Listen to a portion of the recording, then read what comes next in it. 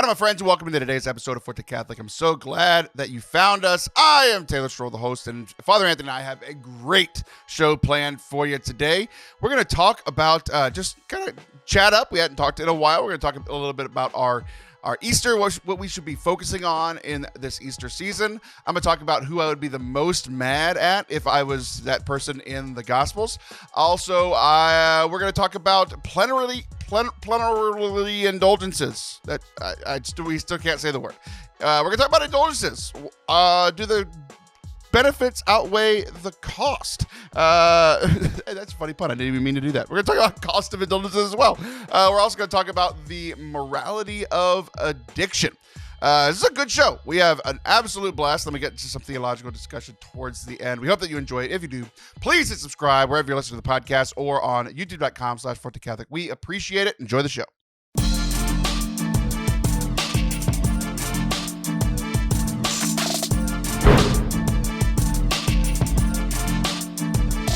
What's up? Welcome to Forte Catholic. I am Taylor Schroll. That is Father Anthony Leon Joe Sciarappa. What's up, buddy? Oh, busy week, busy Sunday. We're recording this on Divine Mercy Sunday, so I'm going to give people some Divine Mercy later. Later? Not now? You Not now. For me? No mercy for you. No mercy for the listeners. Dishonor on you. Dishonor on you. Only justice. Mercies for later. Yeah. I think that's actually kind of what I believe, that I deserve more justice than I do mercy. But that's a whole thing that we'll probably talk about today. But before we get into like a real discussion, so it's been kind of a theme of the last few shows we've done together that you're very busy, I'm very busy, so we don't spend as much time together in between recordings than we used to. Yeah. And it's become like a normal thing, but like even more so like this time, because like Easter, like I know enough of what a priest's life is like during Holy Week that like I just leave y'all alone. I just just completely try to leave you alone as much as I can. So you survived? I mean, you're here, but did you did you mentally, spiritually survive, or are you just recovered because it's a week later now? Oh yeah, no. The Triduum, Holy Week, the Easter Vigil, everything went like basically perfectly. The music was awesome. Our servers are amazing. We welcomed like 7 people into the church. 2 people got baptized. That all went super, super well. So all that was great. It sounds like your greeters aren't doing their job at the parish. What do you mean? Only 7 people were welcomed? That's terrible. Oh yeah. The rest were like there. The rest were like begrudgingly allowed into the church. Yeah, so. Exactly. Yeah. So we got some new converts and everything. Just got done having a little luncheon with my former RCI people. Now they're just regular old Catholics. And then we're going into the period of mystagogy, which for us is basically after they get baptized and confirmed and everything. We just do stuff to help them enter into the parish. So they're going to meet our deacons. They're going to get a tour of our fancy church organ. There's a lady who's going to come in and talk about all the ministries and stuff in the parish. So more chill, but very nice. Everyone's good vibes. Everyone's very happy to be Catholic. So that's nice. That's cool. One of the things we actually just had people come into our parish on the Easter Vigil, but we also just welcomed some people in today on Divine Mercy Sunday. People who were like practicing Protestants who became Catholic. There were 3 of those welcomed in this morning. I didn't even tell you. This one's kind of on you. I thought about the percentage. I think 70% of my sin today is on me and 30% is on you. Right. This is not our normal recording day. We typically don't record Sundays because priests are busy on Sundays, but we went through like 8 days and we're both incredibly busy. And this is the only time we have. Yeah. And you were texting me during the mass that I was in, making me feel stressed about time. So I left mass after communion today for the first time in like 5 years, and 30% of that's on you. Yeah. No, that's fair. Yeah, absolutely. I can see that.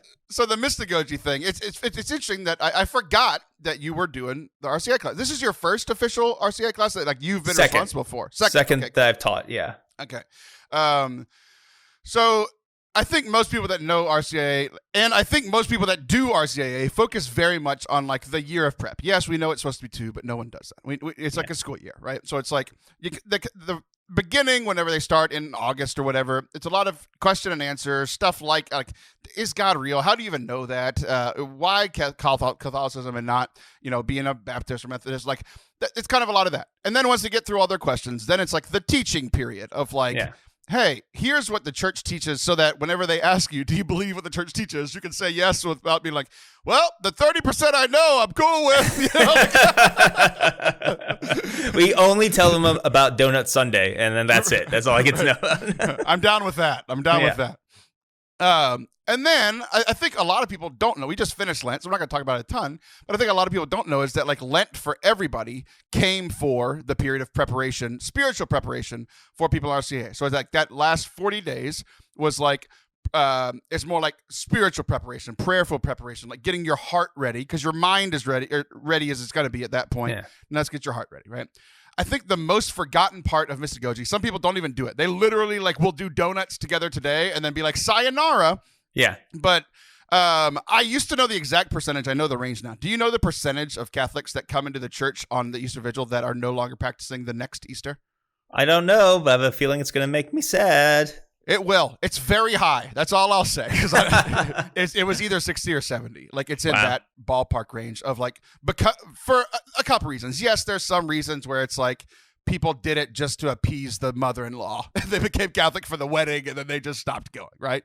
But a lot of it, yes, there's those exceptions, but the most common thing is that how did they come into the church? They came in with a priest spending time with them, or their RCA corner. In your case, it's a priest. It's priest spending time with them every week, walking them through Catholicism, introducing Catholicism. They get to know each other. They have this built-in community, and then all of a sudden Easter happens. They have a party, and then good luck. Yeah, exactly. And they lose that community aspect. They lose there's not as much direct teaching where it's just like a weekly thing kind of built in. It's like now that they have to learn, they're like the rest of us. They got to read a book or listen to a podcast or something, but it's not like built into their week. They lose like the prayer component. Like, all that built-in stuff just kind of goes away pretty quickly.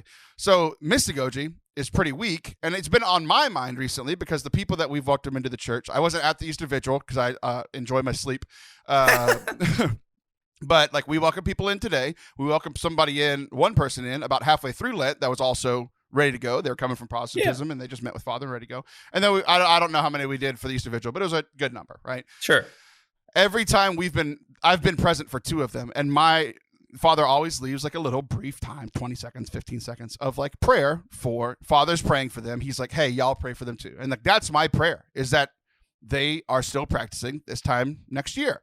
Yeah. So like, what does that Mystagogy time look like for you? Like, what are y'all doing this year? Yeah, so like I mentioned, just some things to get them plugged into the parish. They'll meet our deacons, learn a little bit more about what a deacon does, and our deacons are pretty active in the parish, so it's good to make contact with them. Our pastoral associate will tell them all about the bunch of ministries that we have here. They either cool. join or benefit from them. Right. Yeah. Like that solves the community issue. Either they're now serving or they're still receiving, or both. Right. Exactly. So we're very blessed here. We have continuing adult education. We have different series throughout the year. So we have different stuff to have them plugged into. And then something fun like the church organ tour. We have this really beautiful church organ. So we're gonna let them like crawl into the back of it and see how it works and stuff. And that's just kind of fun. Apparently they used to bring up the people to the bell tower in the church, but I said no, we're not doing that, because even though it's cool, I don't want to lose any Catholics in a bell tower accident or anything like that. Like we're not going to the bell tower, but we'll do other stuff like that. I think we'll do another day on prayer, so it's more chill, more to like, hey, this is how you keep going with stuff. So that's the plan. Cool. So what is the last scheduled date that y'all are meeting together is around when? I don't need like the week before. The week before Pentecost. Pentecost will be like the official end. Perfect. Okay, cool. That actually. So I forgot you were doing RCA, so I didn't even mean to talk about this. But one of my questions for that, like the mass that I left early, as I was going through it, I was like, we don't do Easter as well as we do Lent. Like the season. That's so true. Yes. So like I was thinking about it today, and like this is my job. I've given my life to this. And I think everybody that's listening to a Catholic podcast be like, what are the 3 hallmarks or the 3 pillars or whatever of Lent? We know them. Prayer, fasting, and almsgiving. We are supposed to pray more. We're supposed to feel bad about ourselves, and we're supposed to give money, right? Yeah. Like, that's Lent. Like, are there even something like 3 pillars? Like, what is the hallmark of this season? Like, I even get confused because, like, we have the octave of Easter where we just play pretend like it's Easter every day. It's like, so that one, I think I can even give the answer. It's just resurrection. Jesus has won. So, like, I think I kind of understand the octave of Easter because we're just celebrating Easter every day. But what are we supposed to do for the other 42 days? Because it's a 50-day season before Pentecost, which is like what you're saying. Y'all supposed to go, Jesus. What are we supposed to be spiritually focused on? Because I'm lost and I do this for a living. Yeah. So I've been preaching about this. We even had an event during the octave, a big young adult event, food truck stuff. I gave a talk, and it was all about the skinny people come. What? You didn't let the skinny people come? No. Only fat people could come because there's a food truck. Only the people like me. No. Yeah. You said big young adults. Anyway, keep going. Yeah. Well, I mean, the food truck has to make money, I guess. So we want to make sure there's like no skinny people there. But anywho, that was the whole thing that like we aren't good at Easter. So I've been telling people like, hey, you know, the prayer part of Lent, keep doing that. But the beautiful part about it now is that you can pray while drinking coffee, the coffee you gave up. Like, enjoy the things that you fasted from. But Christ wants you to share in his joy. And the only way you can do that is if you keep up your prayer and just meditate on the resurrection and accept that more and more. And allow yourself to enjoy the good things of this world.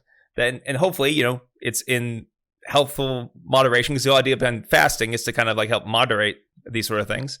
But it's not as regimented as Lent, so that makes it difficult for us as well. So, and also it feels weird. It always feels weird to do nice things for ourselves. I think this is a Christian thing and a Catholic thing. Like, there was a guy who came to our RCIA party, and he was just a friend of one of the people who was initiated. But he didn't like say he was going to show up. He just showed up, and he wasn't going to eat any food because he felt like bad. I was like, dude, go eat food. It's Easter. You're here. We're happy to have you. You've been helping this guy through his journey, even if it's unofficial. Like, you're allowed to do nice things for yourself in celebration of Easter joy. So often, you know, we talk about offering stuff up, like offering up our sufferings for Christ, which is good. Do that. But offer up your joys too. Like, don't you think the Lord wants to hear about some of the joys once in a while?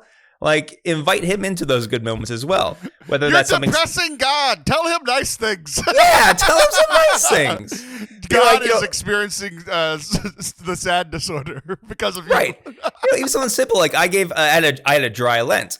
And so like next time I have like a nightcap or a bourbon, I'm like, you know, Lord, thank you for this bourbon. Come share in the joy of this bourbon with me or something. I mean, it sounds silly, but I think that's little stuff like that to remind us that we are free and this is good. But yeah, you're right. It's just, we're not used to that. So it takes practice in a weird way. Yeah. So I like, you gave us some of the practices, which is what I asked for. Like, keep the prayer going, do things to like not overindulge, but to indulge, right? To enjoy it.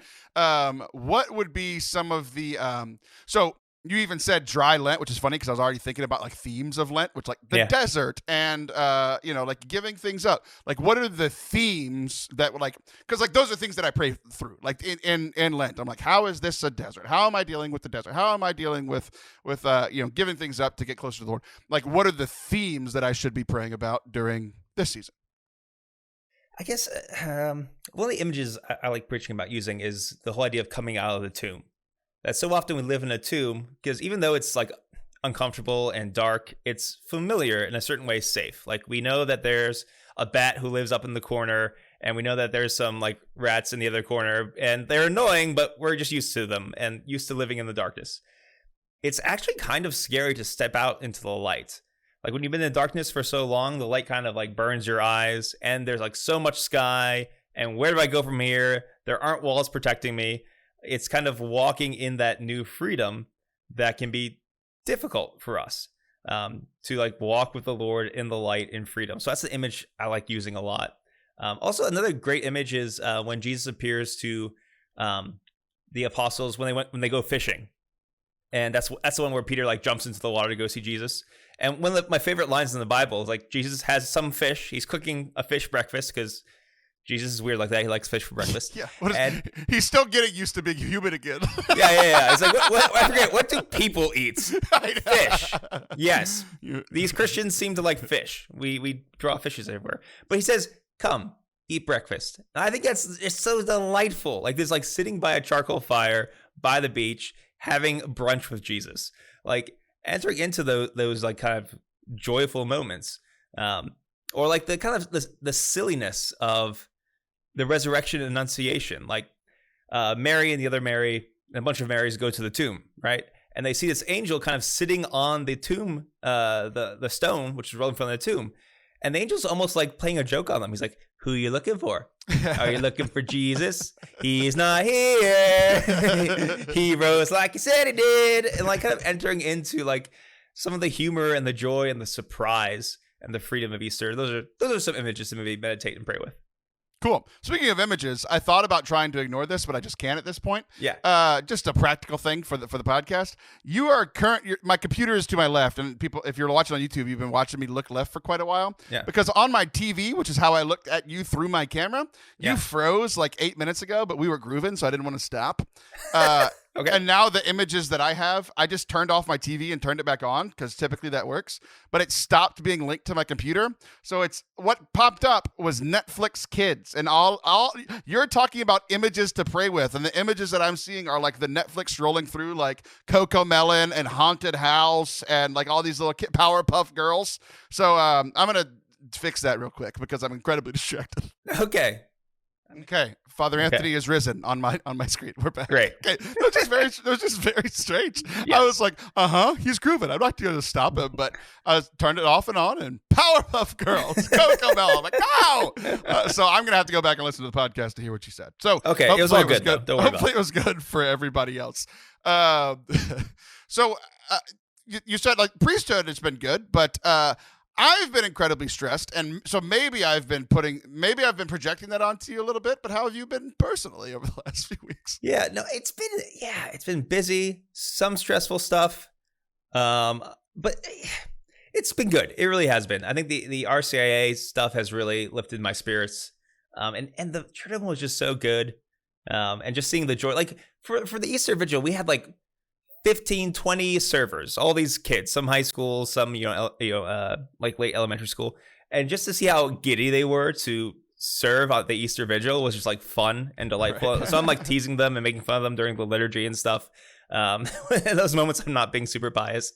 And just getting to see that. And you mentioned about people leaving. I got to wish a happy anniversary to a lot of my RCA people from last year. I saw a couple at the Vigil. I'm doing the wedding of another one in a few months here. So kind of seeing that has been really good. I think Did you see about 30% of them? Yes. No, I've seen a little more. I've seen more than half for sure.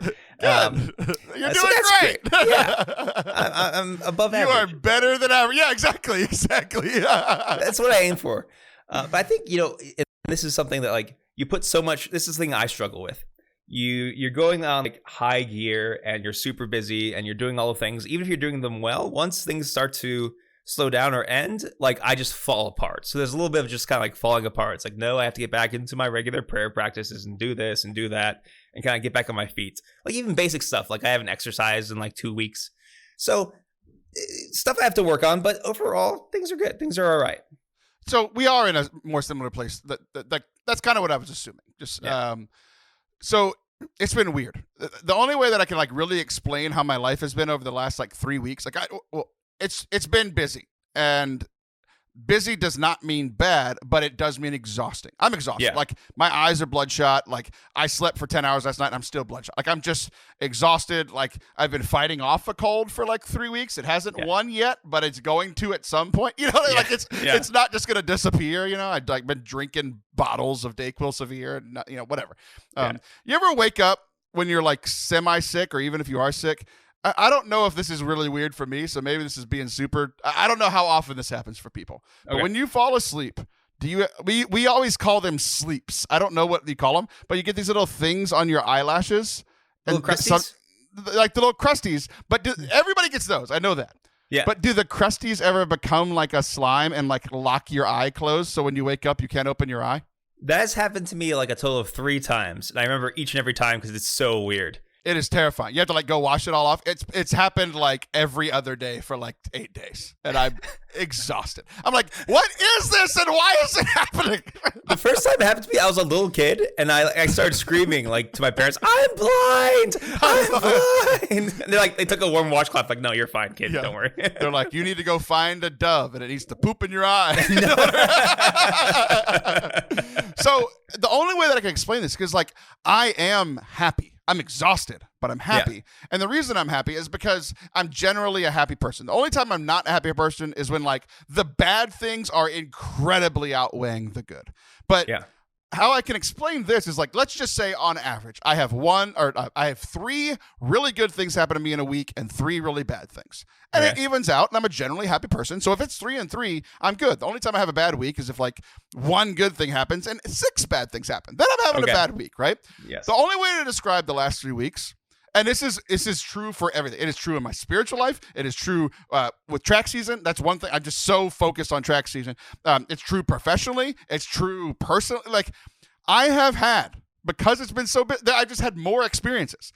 If I average 3 bad and 3 good, I'm averaging like 12 bad and 12 good a week for the last 3 weeks. Yeah. Where it's just like, I'm exhausted because like there's been a lot of good, so I'm happy. But there's also been a lot of bad, and it sucks. Like, so like even just like zooming in on specific things. Track it might be the best season we're ever having with the girls, but then some other things have been frustrating, and then we're dealing with some injuries, and there's some bad. So it's like there's good stuff, there's bad stuff. Professionally, there have been some really cool opportunities pop up, and some others that get the door slammed in their face, and I'm just like, I don't know how to take it, because it's like I'll get the same news, the really bad news and the really good news within 3 hours, and I'm like, I guess I'm just going to be neutral today because I don't know how to feel. It's just exhausting. Mm-hmm. Yeah, just a lot of life. Right, that can be tiring. Exactly. So it's funny because you mentioned, I think you were saying that like the Easter season was kind of your slowing down. My slowing down doesn't happen till the first week of May, because that's when track ends. Gotcha. So, yeah. I might be having a scheduled breakdown around the time when we're recording our next episode. So, cool. I look forward to it. We'll see. Yeah, exactly. You fell apart. What was that? An episode ago with you? 2 episodes ago. Yeah. So we'll do a follow up on that here in a bit. So that's gonna wrap up our first segment. Whenever we come back, I've got some questions for you. Some theological questions, some fun, some serious, some you're prepared for, and some that you're not. It's gonna be a great time. Great, good. Don't go anywhere. We'll be right back. If you're enjoying today's show, I would invite you to leave a review and subscribe wherever you are listening. I know that most of you guys listen on Apple Podcasts. If you could leave a 5-star review and say something nice about the show, we would really appreciate it. It really helps with the old algorithms, help other people find the show that you're enjoying. Why not help other people enjoy it as well? The last review that we got was all the way back in November 3rd of 2022. So it's been a while. So I'd like to see a new one this week. And I read them all. It's a great way to get a hold of me and make my day. The last review said, I've listened to 3 episodes in like 4 days. I'm hooked. This isn't a podcast. It's a group of people that are fun and crazy faithful. They get to hang out and chat about all the things they love, which coincidentally is all the stuff I love. Obviously, Christ being the main guy. We just need to make sure that Taylor stays away from lamb-centered video games. If you've been listening for a while, you understand that reference. If you don't, then you need to listen to every episode in order to make that make sense. Thank you guys for your support of the show, for listening. It really means the world. If you can take a few seconds and leave a review, it would really, really make my week. Thanks. Welcome back to Forte Catholic. I am Taylor Schroll. That is still Father Anthony Scaramucci Sciarappa. Silly question first. Okay, hit Silly me. question first. I would love to, but you're far away.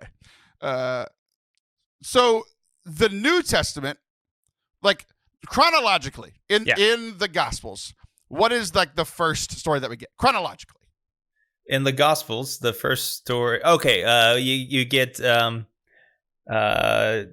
Angel Gabriel showing up to Elizabeth and her hubby.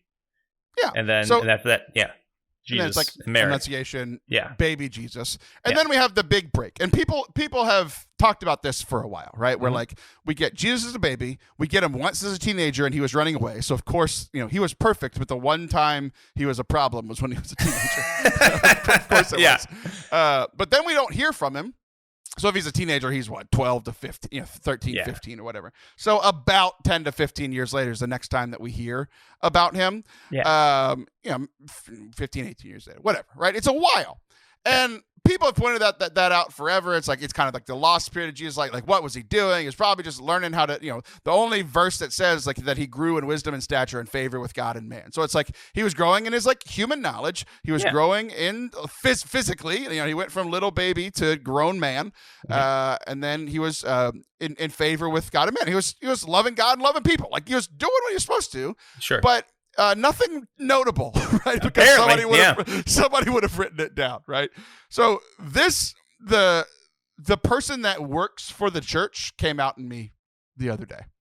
Okay. Because I'm reading this story that like people have commented on. This might be a new original thought.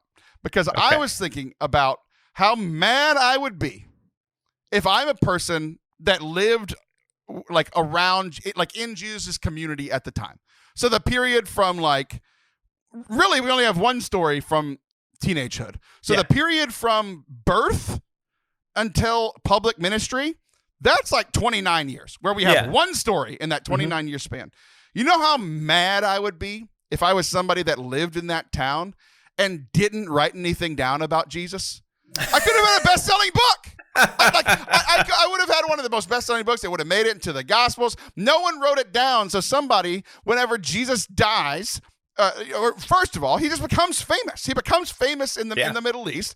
He's preaching for 3 years. He's healing people. He's kind of controversial. Like he's the kind of person that every New York Times bestseller wants to write about. Sure. And then he dies, and then he comes back to life. Like you could have been like, like the amount of publishers that would have given you millions of dollars to do the inside scoop of like Jesus, the teenage years, and you didn't write anything down.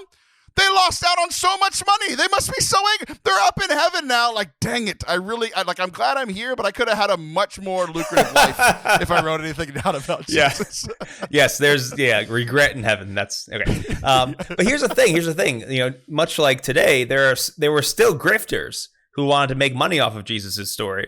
So we do have false stories like myths and things that were just made up about Jesus's childhood. And they are wild. There's some of the quote unquote Gnostic gospels, like one where like Jesus Gnostic meaning naughty. Yes, that's what it means in the Italian. Anyway, so like there's one story about like Jesus gets in a fight with one of his friends and he strikes him dead.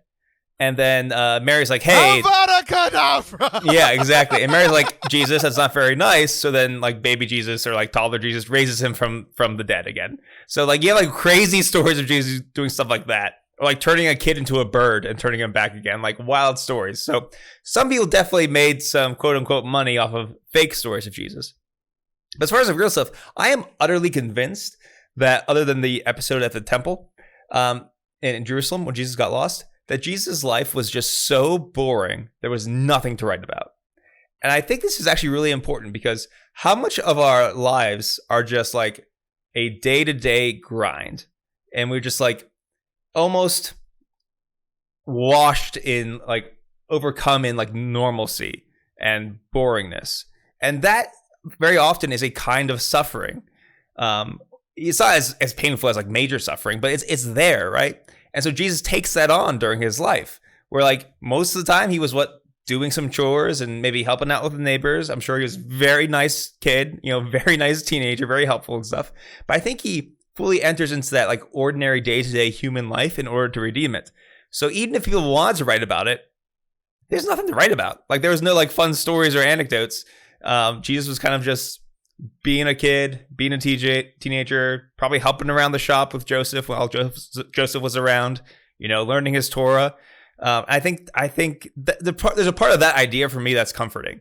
Like when I have a day where it's just like, paperwork, one thing after another, nothing very exciting, like Jesus enters into that moment too. And I think that's nice.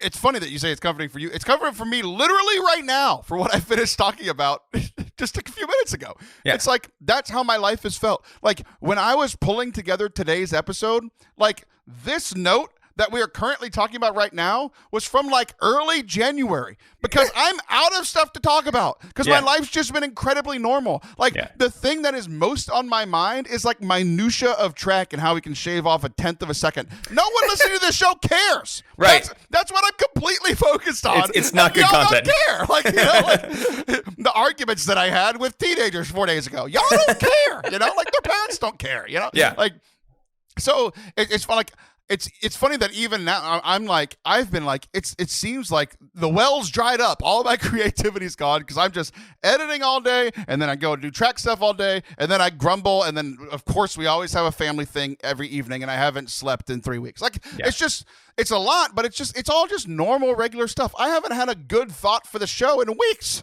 I haven't recorded in weeks because we pre-recorded everything. And typically when I pre-record, it means I have 4 episodes ready to go. I'm just waiting on you people. This time I was like, we waited 3 weeks and I have nothing to say. So I went back and I found questions. The whole first segment was, how are you? Because that's all I had. And then this one is like, the New Testament started with Jesus' adult life, because the rest of it was boring. I have a question about plenary indulgences, and are they worth the benefit for the bad look? And the morality of doing other sins while you're drunk. These are notes that I've had in my phone for 3 months, and we're talking about them now because it's the bottom of the barrel, because I've got nothing left to give. So Jesus understands that. He went through that for a long time. That's what I'm saying. Okay, so let's get into the things that we already started teasing. Plenary indulgences. I don't even know what. No, I really don't. Plenary indulgences. So my primary question is: are the benefits of indulgences worth the confusion for Catholics and the bad look for everybody else looking at Catholics? Okay. So, like, that's the ultimate question that we're getting to, but that's not the question I want you to answer right now. Right. I feel like no one understands this, and I don't even know if you do, but you know more than me, so I'm gonna learn some, right? Okay. So, what is an indulgence? Just basic, what is an indulgence? Okay, so let's start with sin. You do a sin, and that sin can be forgiven. If it's a really big sin, you have to go to confession, right? And the sin is truly forgiven. You are no longer guilty for that sin. But the effects of that sin are still out there in the world. The bad thing is still kind of out there. You've been forgiven for it. And the image we love using in if you're giving a Catholic talk is that you broke your neighbor's window. They totally forgive you, but the window's still broken. We have to make, because of God's justice, we have to make restitution for that. So, to fix the window, or at least pay for the window. And you can do that through different penances. And those penances can earn you indulgences. Indulgences also cover like the fact that sometimes we are, so that's what an indulgence is.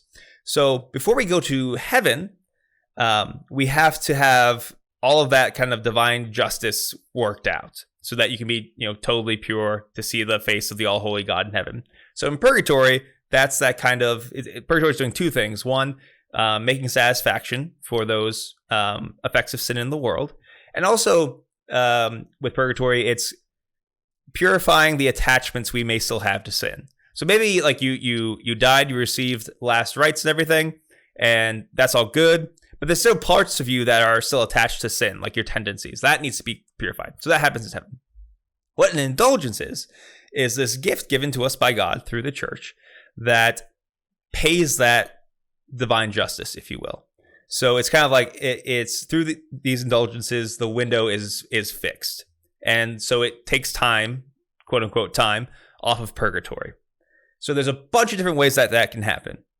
A lot of indulgences are called partial indulgences. Okay, hold on. Okay, good. Okay, because that's the basic part. I want to stay there for a second, and then we'll get to the different ones. So what I heard you saying, and this is not a perfect analogy, was that it's like, because I think I understand purgatory, right? Yeah. So indulgences. If I owe something in purgatory, meaning the things that you said that I owe, getting rid of the connections to sin, all that stuff. Yeah. So indulgences would be something akin to prepaying.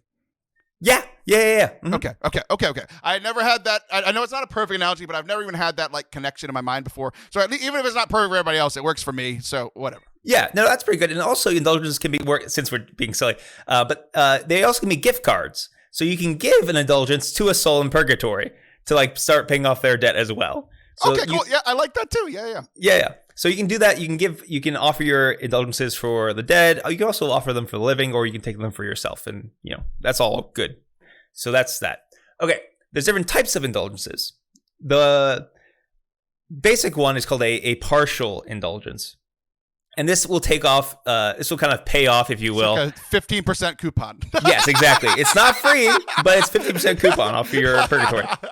And that can be done. They are so easy to acquire. Like if you read your Bible for 15 minutes, or if you say a rosary, or if you make a prayerful visit to a church, or you like do an act of charity for a friend, like all the normal stuff we do as Christians can earn us indulgences. So like happens all the time. To get a plenary indulgence, and what a plenary indulgence is full remission. What was that? You said it wrong too. You said it wrong. I feel like you wouldn't have said it wrong if you didn't make fun of me for saying it wrong. Plenary indulgences are like the you hit the lottery, basically. All your debts are, as far as that are paid. And that requires a few more special things. So usually they're bigger things that you have to do or perform or go through, and usually you have to like pray for the Pope, say a creed or whatever. And also the tricky part is that you have to have no attachment to sin. So you're in a state where like there's no part of me that desires to sin. I'm not attached to any of these things. And then you can earn a plenary indulgence. If you say you did all the things, but you're still a little bit attached to sin, that plenary indulgence becomes just a partial indulgence. So it's always worth the effort. Yeah. Mm-hmm. I never knew that it became a partial because I've talked about it on this show before. I've heard that part about plenary indulgences. I haven't heard a lot of the like basic stuff that you had said, in the first question, but I had heard that and it scared me away because I've never once been in a moment. I am always constantly half a second from doing something great for the Lord and a mortal sin. Yeah. I'm constantly half a second away. Yeah. It doesn't take me that long to choose to do the good thing. And there's been some times where I went above and beyond this past week to do a good thing for somebody. Sure. There's also been moments where I was just like, nah, screw it. I went the other way, So I don't feel like I'm ever but I felt like the same person half a second before both of those things, right? Mm-hmm. So I always thought that plenary indulgences were pointless because I was never going to get one. And honestly, I don't know if anybody else ever really could, except maybe a nun when she's 84 years old. Yeah. It seemed so difficult. It's like, hey, go to First Friday Mass 8 times in a row. It's like, okay, I might be able to do that schedule-wise, pending schedule. Say a creed, I can do that. Say a rosary, I can do that. Go to confession, I can do that. Also be perfect. Dang it! I trip you on that. It's kind of like, if you get the $1 million question wrong on Who Wants to Be a Millionaire, you still get $50,000 or something because you made it to that point. I love the money examples because it's totally making it make sense for me. There might be other people just what the hell are they talking about? But it works for me. Now the thing is, a lot of times what makes them difficult is that this sounds very transactional. And that's what I think gives people the heebie-jeebies about it. It's like, oh wait, is this you earning your way into heaven? Is this paying your way into heaven? It's important to remember that these are really mercies from God. God wants you to get to heaven quickly. And so he's given his church the ability to speed you along. There's all these coupons. There's all these gift cards that you can do that. It is a mercy, right? And by performing those things, we are, all this comes from God's grace, God's superabundant grace.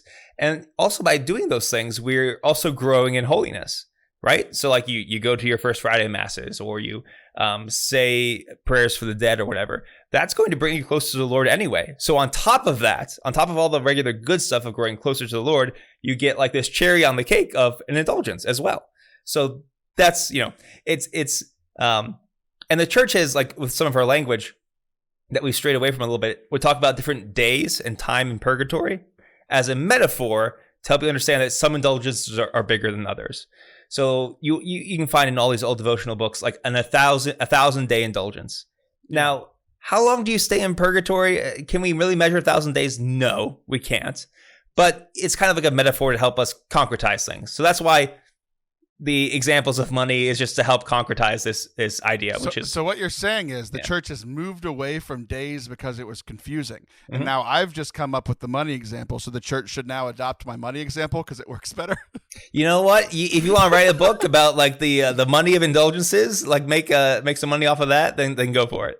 That is the most ironic thing ever, because it is, the thing that bothers me about indulgences, and I think a lot of people, is that they used to be literal money. You had to pay money in order to get them. So writing a book where I would make money about indulgences and that they don't need money would be hilarious. Everything that's old is new again, buddy. Okay, so I'm still of two minds, and I've always been of two minds in this. Yeah. I feel like the half of me that wants to understand indulgences has grown. I think just the way you explained it, and even like the money example that I started applying to what you were saying, I'm a little closer.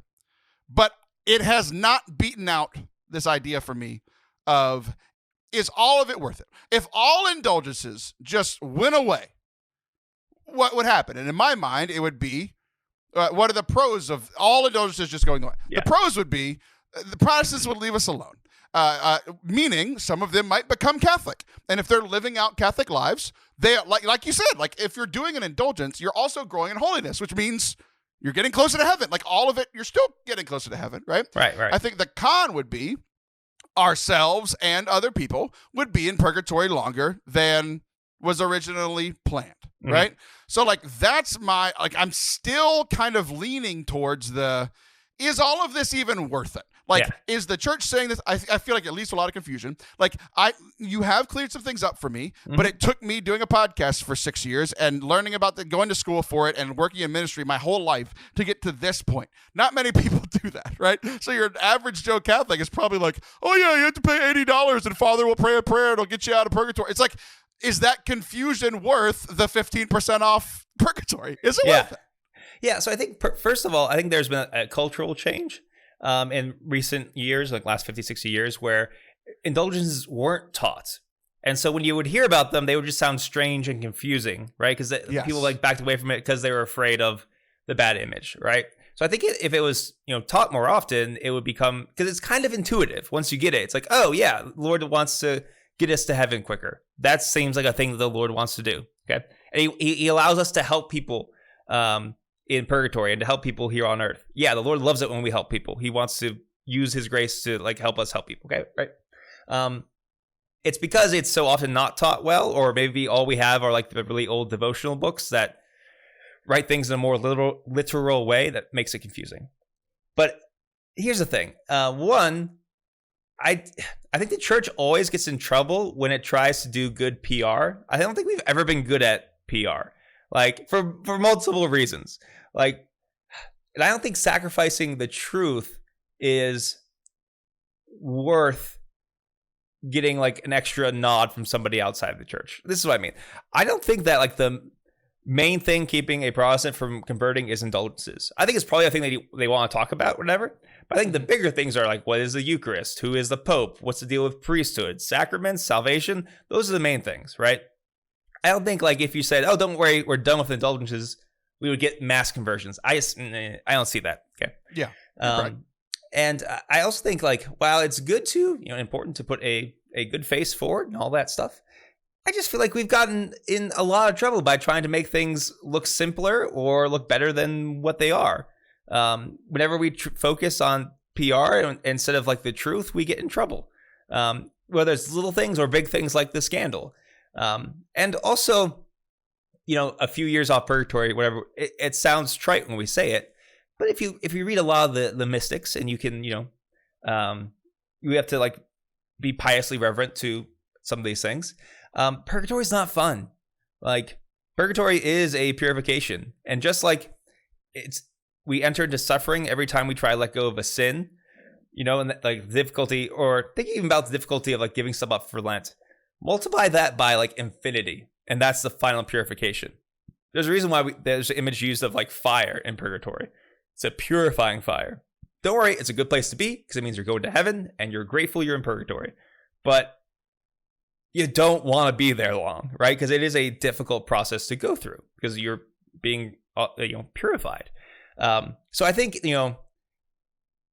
being able to perform these acts of charity that God allows us to perform, I think it is worth it. Yes, it's not taught very well. Yes, it's confusing. You've never heard about it before.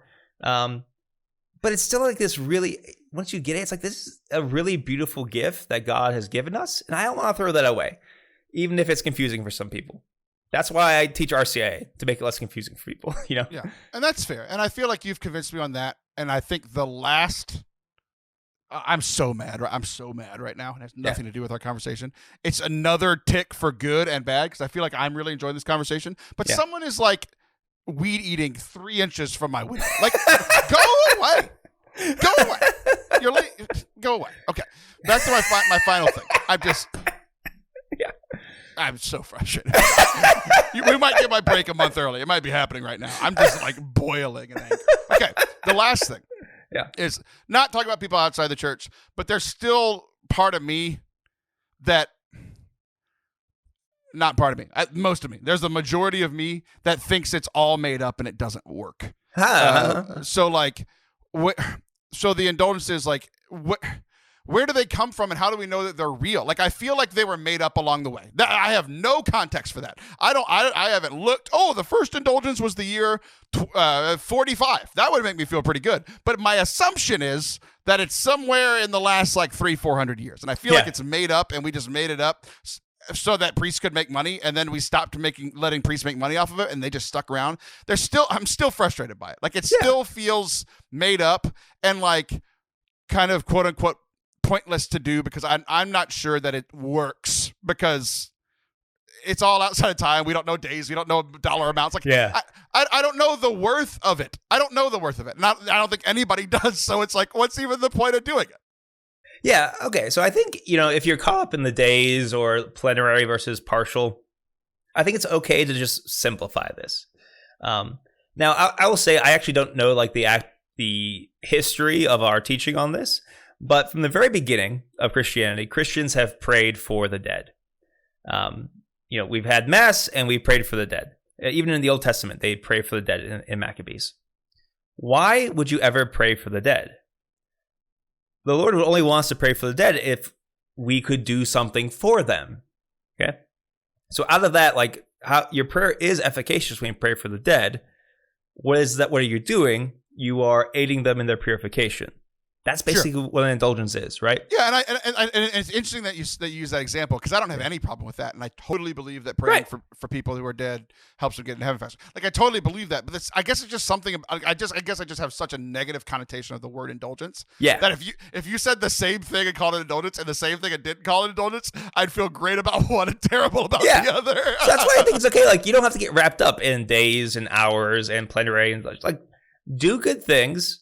And trust that the Lord will use even our, measly, paltry efforts, and He'll do good with them. If you just want to simplify it like that, and like that's indulgences, I'm not going to worry about days and hours and stuff. I'm just going to do the good things and trust that God wants me to do the good things, and ultimately God's the one who saves us, and He allows us to participate in a very small way in that, and that's what we call indulgences.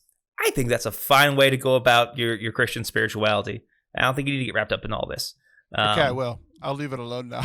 Yeah, it's like, and if you see, like, hey, what was when we had the Year of Mercy, we put holy doors in our cathedrals or whatever. It's like, if you walk through a holy door, you get an indulgence. You know what? Why not? That sounds great. No, it sounds incredibly made up. Like, that's why, like, it's stuff like that drives me crazy. I'm like, why are we making this religion crazier than it has to be? See, I guess we're different in that. I'm like, that's crazy. I love it. I love it because it's crazy. Like, why wouldn't God give us graces for walking through a door? That sounds fun. Why not? That sounds delightful. I mean, you've been a priest for a while, but I guess you're only 2 groups into leading a people through into Catholicism. I feel like I've been doing it for a decade, and I'm just tired of answering these stupid questions. If it just never existed in my life, it would be so much easier. Yes, I can understand that, but I did a quick Google. It looks like 10. I don't even know if this is right, but like 1095, Pope Urban II remitted a penance, a plenary indulgence to people who participated in the Crusades and confessed their sins. Somebody else said it was like 10th century, 13th century, Pope 6th. So it's somewhere around there, and somewhere around definitely in the Middle Ages is when it got popular. That's for sure. Yeah, but that does make me feel better, because there was some part of me still holding out, like we did this just to piss off Martin Luther, and then that was part of the break. But the fact that it was 600 years before that does make me feel better. It is. Yeah. It does feel like more of our. It is more of our tradition than I thought. It's been around for half of Christianity, which makes me feel better than. It just felt contrived and made up. Yeah, so and I will say this: just not the whole idea of selling indulgences. That's definitely bad, but it comes from a thing that's not bad, right? So if you perform different sacrifices, and we're all about this in Catholicism, like you sacrifice your time or whatever, that's a good thing to do. So the idea of sacrificing your money, which is something that's very important to us, like you can understand that would be spiritually beneficial, right? Giving money to the poor, sacrificing to the church. It's when you go to like this amount of money gives you this amount of years off purgatory, then you get into like a weird kind of, that's bad. That's the thing that church should not do, right? So that's what we, but that was in areas of the church, especially in Germany, what was being taught. Like you were telling people you can buy your way out of purgatory, and that is not how it works. We all know the German bishops are always correct on everything. They are special. They're special. All throughout history, they're very special. God's special children. So I think I'm going to end this by saying, okay, if you go to fortecatholic.com/donate and give a one-time donation, you're going to get a 15% off purgatory time. But if you give monthly, which is what we really need help with, fortecatholic.com/donate, and you give monthly, and it's less than $100, you'll get a 50% off coupon to use. Totally valid.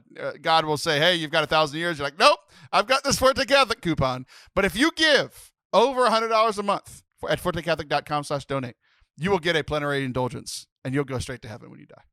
Views of Taylor Schroll and Forte Catholic do not necessarily reflect the views of Anthony Sciarappa or the Catholic Church. Do you know what my Twitter bio says ever since about 3 years ago? Know what? Whenever I started working for Forte Catholic full time, I switched my Twitter bio on Taylor Schroll to the views. My views absolutely reflect my employer. That's good. That's a great joke. It's a great joke, and nobody cares because nobody ever goes and looks at my Twitter bio. Okay, we're going to take a break and hopefully not get struck by lightning. I might go punch someone outside my window. There's always somebody outside my window when I'm recording with you these days. Yeah, it's starting to get weird. Don't go anywhere. We'll be right back. We've got a lot going on our YouTube channel these days. Not only do you have full-length episodes of this show where you can see us and not just hear us. I know some of y'all just want to hear us and not look at us, but I mean, that's just for me. Everybody else on the show is incredibly good looking.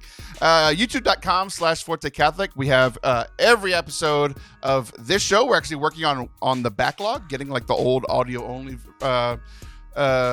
episodes all onto YouTube, but we've also got our Catholic Foundation series, like a Catholicism 101.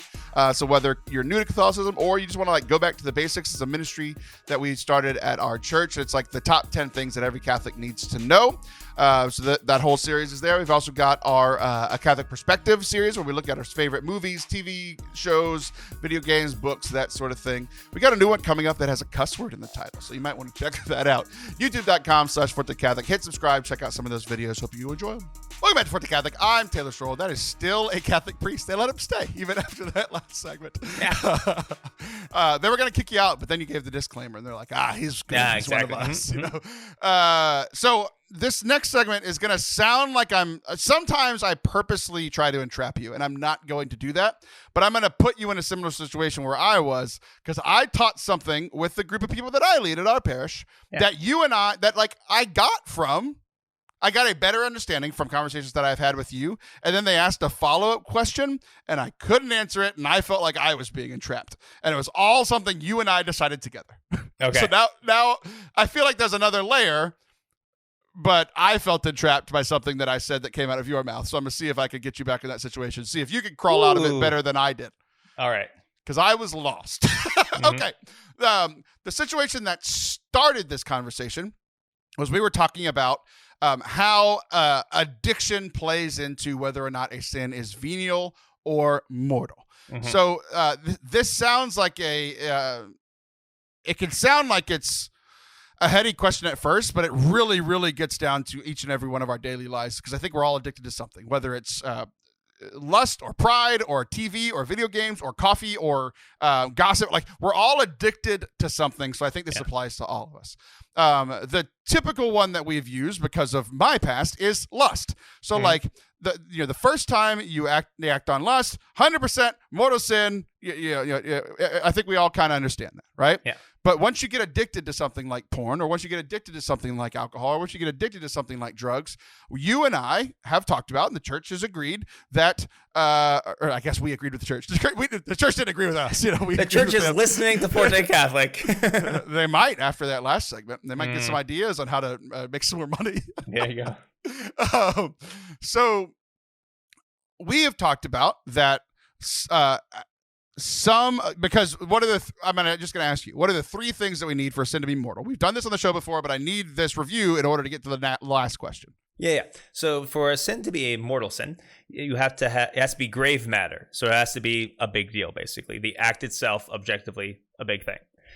You have to have full knowledge of what you are doing. Like, I am aware of what this thing is that I'm doing.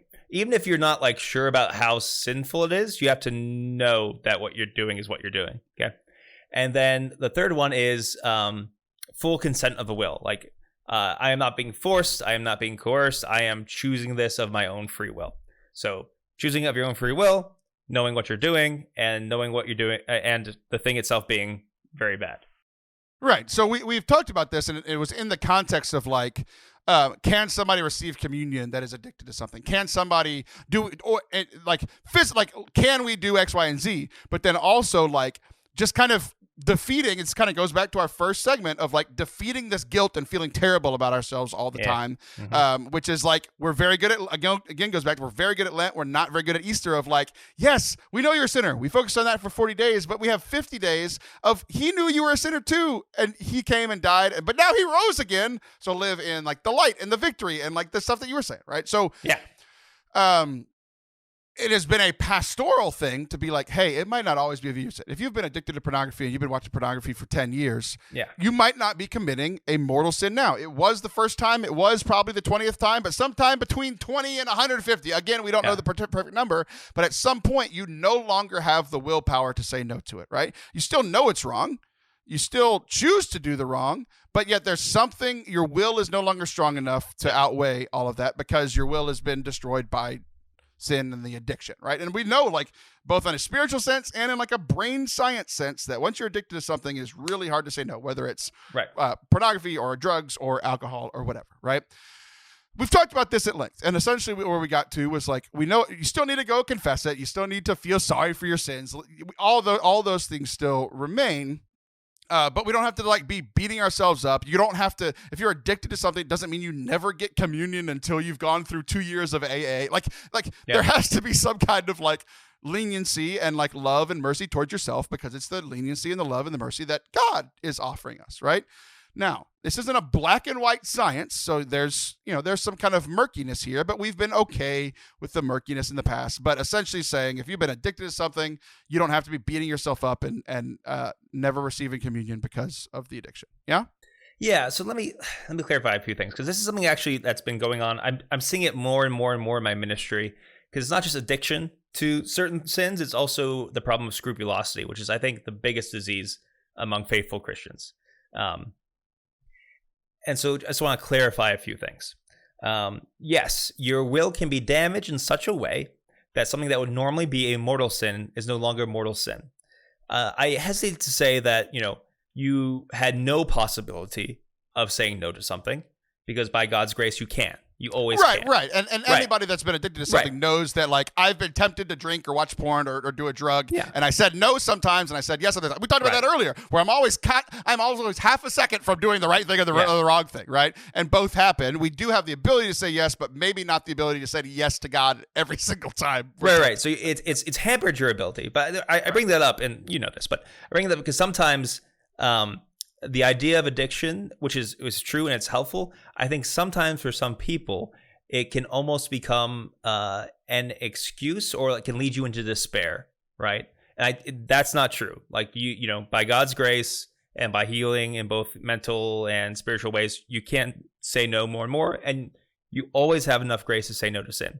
That being said, your will has been damaged in such a way that the sin is no longer mortal. Okay. Now, depending on what the sin is, it may still be a grave sin, right? And this is the one thing that's tough to say. Like, it is not mortal sin that keeps you from communion, but grave sin. Okay. Oh, really? I didn't know that. Yes. Yeah. It's because we use mortal all the time, but like I think canon law says this. It has to be grave sin.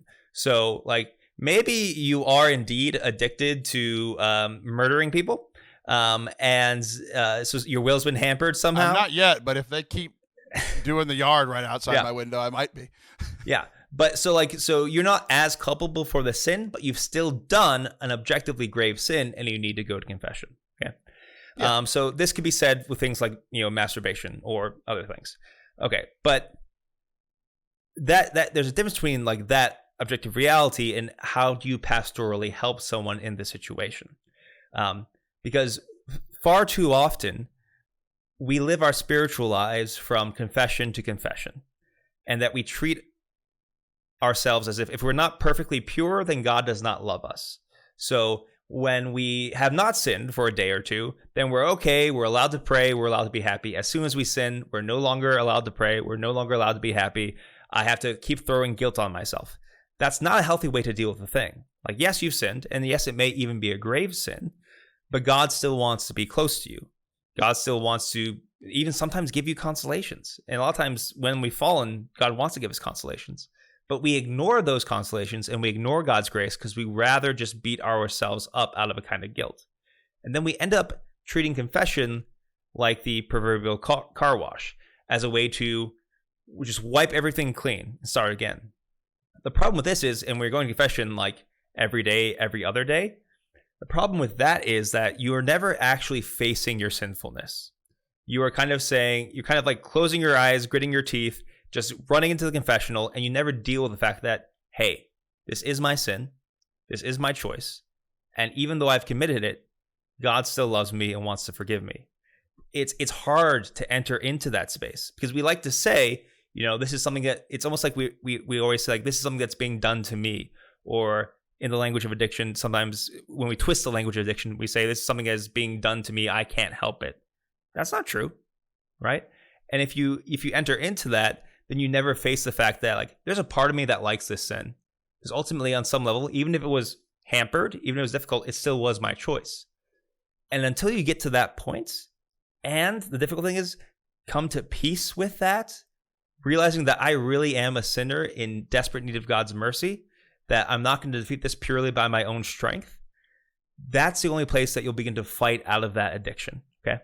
So indeed, it's hard to give general advice, because every person's situation is different, but I'll give... When you're talking to 10 people, 5, or maybe a couple don't care, and then like four are super scrupulous, and on that side, and 4 are like, I feel so bad, I don't think I'll ever be close to God ever. Exactly. And it's like, it's just hard to talk to everybody, for sure. But I will say this, that like, if you are someone who is struggling with a major addiction of a grave sin, if you want to receive communion on Sundays, which I think is a good thing to do, maybe make sure you go to confession Saturday. But don't go Monday, Tuesday, and Wednesday. Don't. You've got to let yourself have some time to enter into the reality that you're in and to process that and work out with it. Because one of the major things, like sometimes the reason why God allows us to fall to these things, he doesn't force us to, but he allows us to, is because deep down inside, we actually don't believe that God loves sinners or that he has mercy on us.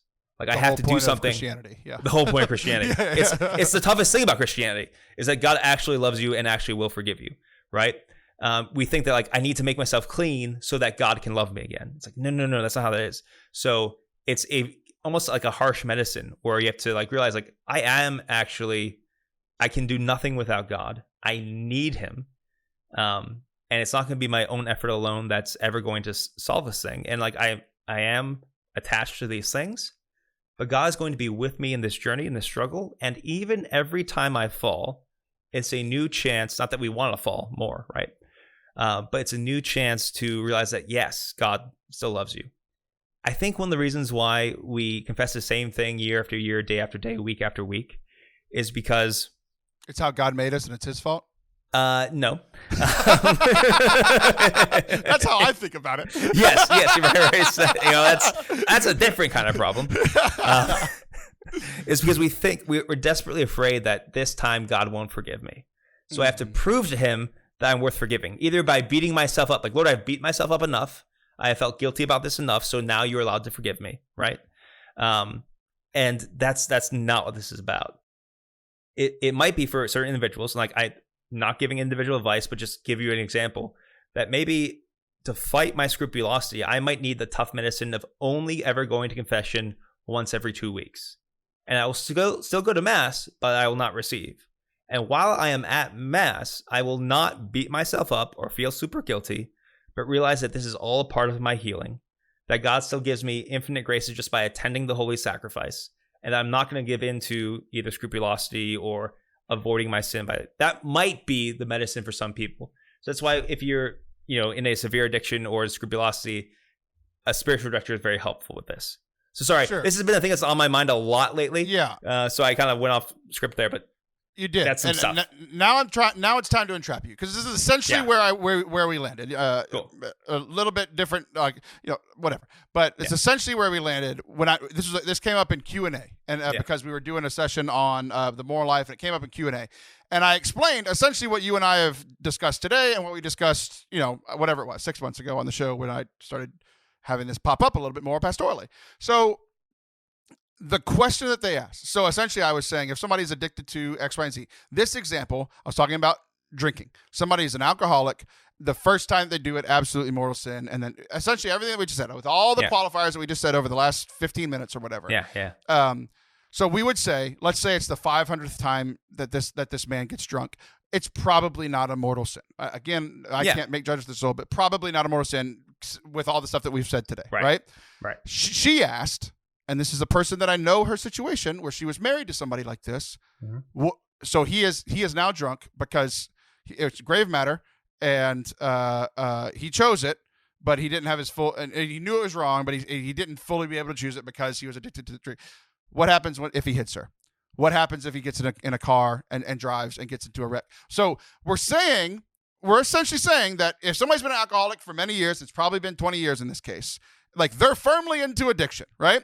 So we would say that the getting drunk probably isn't a mortal sin, but then she asked the follow-up question of like, what about when he hits me? And I'm just like, oh God, I don't know. I don't know how to answer it, because I'd never gotten that far. We've gotten to this point multiple times, but how would you answer that? Because I didn't give a really good answer. I had to come back a week later and try to give a better answer after a week of thinking about it. But I was like, I thought we got to the end of this conversation, and then she asked a great question and a fair question, but I wasn't prepared to answer it. So how would you answer that? So we would, because I think we would agree that if it's the 500th time he's been drunk and he's addicted, the drinking and getting drunk wasn't a mortal sin that time.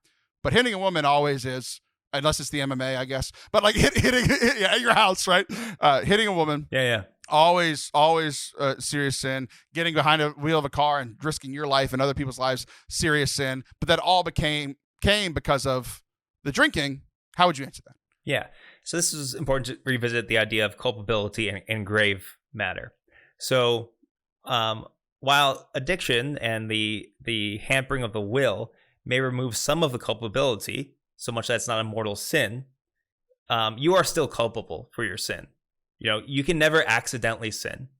And to a certain extent, your choice to continue drinking was led to the fact that you abused your wife. You are culpable for that sin, right? It may not be mortal in the sense that you've broken your relationship with God, but you can still do grave evil. And still do a lot of damage to somebody else, and it's still your fault, right? This is why we're talking about indulgences and stuff. Like, that's the effects of that sin. Like you have wounded this person. It's going to take a lot of justice to make up for that thing, right? That's going to add time to purgatory if you never make restitution of that sort of thing. So like, just because something is might not be a mortal sin because of addiction, does not mean it's not on your soul. Right? Yeah. There is still culpability. Sin is never an accident, and that is certainly a sin. I mean, even if you didn't directly choose it, you chose it by your actions, by your habits. You chose it by not seeking help when you could have, right? So that's still on you. It just might not technically be a mortal sin. It's also important to remember that like all sin is actually really bad, right? You know, in the light of an all holy God, every sin is abhorrent. Mm-hmm. It's good to keep that in mind as well. Not to get obsessed with that thing, because we can think that every little sin is a big sin, but like, yeah, you are still guilty for that thing. Absolutely. Yeah, and I think that's what was hard. It's because I think I was trying to overcorrect, because I think in this group that I was in, and I think generally with Catholics, we err more on the side of beating ourselves up and staying away from confession or the scruple. Like so I was trying to overcorrect, and I think I swung the pendulum too far. Of like, you don't have to feel bad or beat yourself up over an addictive sin. And then she asked this, and I'm like, well, he does. So it's like this balance between like, he needs to feel bad, but you don't need to beat yourself up. It's like it was this balance. It was this hard balance to strike, and it caught me off guard. But like this moral life it's incredibly simple and incredibly complicated. All at the same time. It's like we all ultimately know what we should be doing, what we shouldn't be doing, and but we're all fallen and we're all broken, so we make it complicated. You know. Yeah. So that's definitely one hell of a follow-up question. But yeah, hopefully this clarifies it a little bit. And it's also not to say, just, in the case, like, even if someone does something and they have lessened culpability, that doesn't mean you've been hurt by it less. The hurt for you is the same, right? So and that's what I picked up quickly, and I felt terrible. Right. I was like, what have I done? I'm not saying what he did was right. Yeah. Another thing that we do is a lot of times we either compare our sufferings to others or we lessen our suffering instead of honoring our suffering. Like, you're allowed to honor the fact that you are really suffering from this thing, And forgiveness is a thing that takes time, and you don't need to beat yourself up if you can't forgive right away either, That's a lot of times healing needs to proceed and be a part of forgiveness. But like, if you've undergone massive suffering, honor that. Sometimes it's the best thing to do is take care of yourself first. Let the Lord take care of you, and then the next steps come after that. So if you ever have any confusion in the spiritual life, if you're not sure if you committed moral sin or not, just go ahead and get your 15% off coupon at Purgatory at fortecatholic.com/donate. We all, so if you want the plenary indulgence, you can only give a one-time gift, because it's only for your sins in the past, because you're planning to never sin again. But if you're like me and you're going to sin again, go ahead and give monthly. fortecatholic.com/donate. It'll just help out your moral life. I'm trying to help you. Really, I'm trying to help you. This is my Joel Osteen impression. Help Taylor help you. Donate to Forte Catholic. Life is good, but it could be better. All right, that's our show. Father Anthony, this was great. I wish you the best. We'll see you in a month. I honestly couldn't believe it. Not only were they mowing outside, but my Roomba went off during the last segment. I cannot win. I just can't win. I'll be back next week. He'll be back in a month. Love you. See ya. Bye.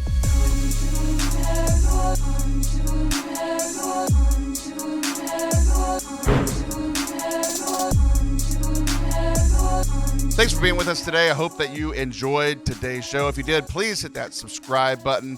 Huge thank you to Father Anthony for squeezing in the 1 hour of the week that he had to give me in order to record this episode. Thank you to Nate Bentz, who edited this episode. Because as we are talking about this, I'm currently at the district meet, so I couldn't have done it. So appreciate all of you for listening. Y'all are the best. Love you. We'll see you soon.